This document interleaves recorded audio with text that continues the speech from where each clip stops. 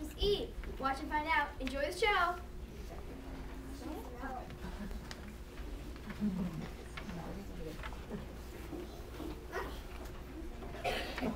Thunder and Blitzen, here it is Christmas Eve and I have nothing to wear. Now, Santa, remember your blood pressure. You should have thought about that before you sent my entire wardrobe to the cleaners. But everything was covered with soot. Soot doesn't bother me. It's my suit. I must have my suit. There's always your summer seersucker. Summer seersucker? Bah. When it's cold enough to freeze a red light on Rudolph's nose, you talk to me about a summer seersucker? But you'd be warm enough with your thermal underwear. Thermal underwear? Poppycock. What do you suppose the children would think to see me crawling out of a fireplace in a summer seersucker? The children will be fast asleep. You don't know much about children on Christmas Eve. Half of them will be wide awake, peeping over the stair rail, or hiding behind the sofa to see me arrive. What about your gray flannel or your navy blue pinstripe? For the last time, woman, I will hear no more about my summer seersucker, my gray flannel, my navy blue pinstripe, my Irish tweed, my Scotch plaid, or my velvet smoking jacket. I cannot, I will not, I dare not stir out of this house without my red suit, my fur-trimmed cap, my heavy white gloves, my red muffler, and my thick woolen socks. Now where are they? Oh, dearie me, if only I knew. I don't remember whether I sent them to the Nevergreen Cleaners, the Evergreen Cleaners, or the Everclean Cleaners, but if you'll just be patient. I don't have time to be patient. I should be dressed and ready to go. Right now. Hip, hop, skip, and jump are making the rounds of the cleaning establishments. They should be back any minute now. All the cleaning places are closed at this hour of the night. You can count on your nose to get in. After all, this is an emergency. That's the only thing you said tonight that has my wholehearted approval. What did I tell you? Here they come now.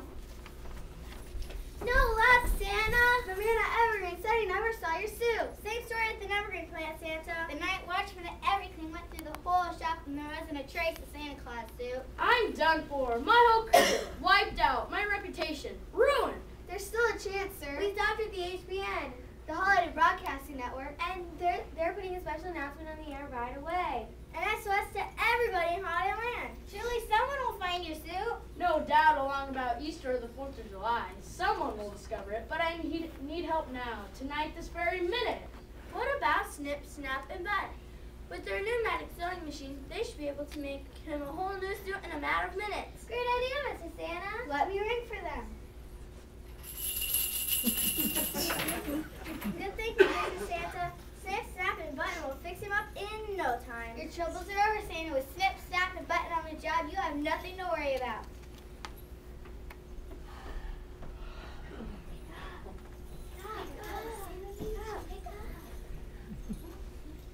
You rang for us, Santa.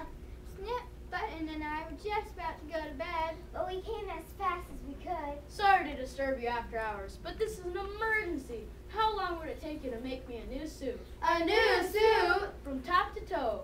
Coat, trousers, cap, everything. Well, we already have all your measurements. And we could use the old patterns just for your measurements here and there. When do you need it? An hour ago. But if you can finish it in 20 minutes, I'll still have time. 20 minutes? That's not very long. What do you think, Snap and Button? We can try. This is a real SOS. We'll get to work at once. Splendid. I knew I could count on you. Oh dear, we do have one problem. What is it? It's a matter of color, Santa. What color would you like, sir? Well, there's only one possible color for a Santa Claus suit. Red! We were afraid of that. What do you mean? We don't have a single scrap of red material left in the workroom. We used the last bolt yesterday for toy soldiers. But we have yards and yards of lovely green, Santa, and plenty of purple. And a beautiful bright blue that just match your eyes. I'm not quite sure, but I think we have a few yards of brilliant orange. I can't bear it. Are you positively certain there's no more red? Absolutely, positively. 100% sure. Then you can't help me. Please go. Leave me to my misery. We're terribly sorry, Santa. We do anything we could. We know you would, and we appreciate it, but there's just nothing you can do, so you might as well go back to bed. Good night, Mrs. Santa. Good night, Santa. It's all my fault. If only I could remember where I sent that suit. Maybe you didn't send it anywhere. Maybe it's right here in the house. mouthwash or something. No, I know I sent it away to be cleaned. Don't let anyone in. I don't want to see a living soul. I'm a disgrace to Christmas. Don't say such a thing, Santa. Someone must be in trouble. Maybe someone is lost or hurt. Better open the door. Yes, we couldn't turn anyone away on Christmas Eve. A ghost! Who are you? What do you want? My card, sir. We represent the Great Ghost and Gowns of Halloween Associates, We just heard your SOS over Holiday Broadcasting Network. and we've come to help. You found my suit? Sorry, Santa. That's what extra supply of Pelican is back from laundry. Thought I might need the toy packs when I take over. When you take over? That's why we're here, to make Santa's rounds tonight. But you're a ghost. You scare the wits out of the children. And think how you looked just after one trip down the chimney. May I remind you, friends, that we can make ourselves invisible whenever we wish, so we wouldn't find anyone. And besides, we don't have to come down chimneys, ghosts can go right through walls, doors, rooftops, anywhere he likes. But you belong to Halloween, not Christmas. I'm surprised at you, Santa. You should always spend more time with the Pope Library. It just so happens one of the most famous Christmas stories in all the world is about ghosts. You must be talking about Dickens' Christmas Carol. Exactly, madam. There you find the ghost of Jacob Marley, as well as the ghost of Christmas past, the ghost of Christmas present, and the spirit of Christmas yet to come. I'm sorry, but somehow I just don't like the idea. It may seem a strange at first, Santa, but ghosts, witches, and ruined spirits have an honor place at Christmas time. All around the world, children like to sit around the fire listening to ghost stories on Christmas Eve. That would be fun! And besides, there are many superstitions about ghosts and witches who arrive around Christmas time. I hate to seem ungrateful, but no, I really can't accept your offer. If you don't mind, we'll stay a while. Perhaps you'll change your mind. Maybe someone has found the missing suit.